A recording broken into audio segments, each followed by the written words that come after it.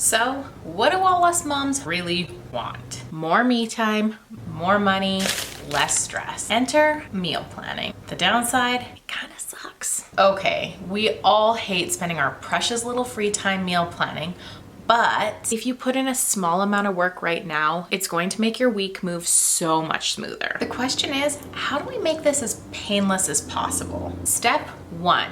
Pick one meal to focus on. The meal that you choose is going to be your stickiest meal. This is the meal where things typically go sideways. Step 2, make a master list of everything you currently like to make for that meal.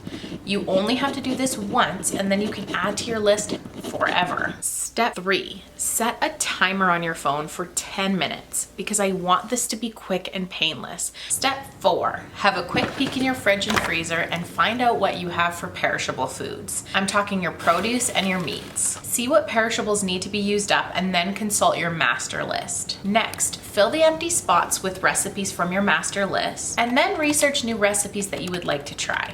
I recommend no more than 2 per week. More on that later. Side tips. Typically I pick 6 dinners, so I have one day to play around with either takeout or if something comes up. 2 to 3 lunches, that leaves room for leftovers, and 3 to 4 breakfast recipes because I can eat the same breakfast foods quite a few days. Step 5, make a grocery list based on the recipes that you chose and the ingredients that you have in both your fridge, freezer, and pantry. The easiest way to do this is make the list directly in your grocery app so you can just order the groceries, pick them up, and you are good to go. Step 6 is to repeat this process with all of the other meals if you have the gumption to do so. From here, there are 2 ways to organize your list. Number 1, arrange all of the food and meal ideas on your calendar exactly how you're going to make and eat them. The benefit of this method is structure, the ability to plan for the usage of highly perishable foods earlier on in the week so you're not left with food waste. But this does come at the cost of flexibility. Option number 2, you can write all of the recipe ideas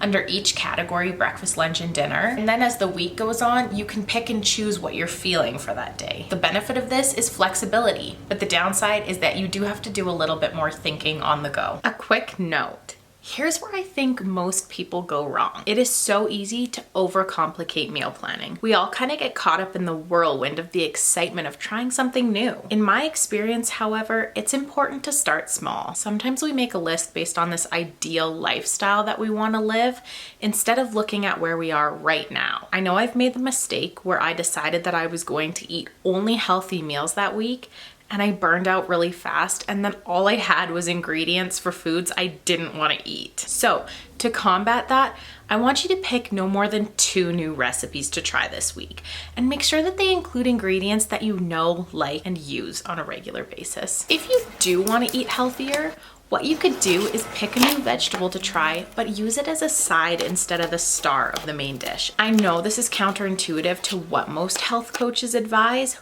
but how many times have you actually stuck to a new diet? Comment down below if you have any awesome meal planning tips for us. I love to read your comments. Thank you so much for watching. I appreciate it more than you know. Take care.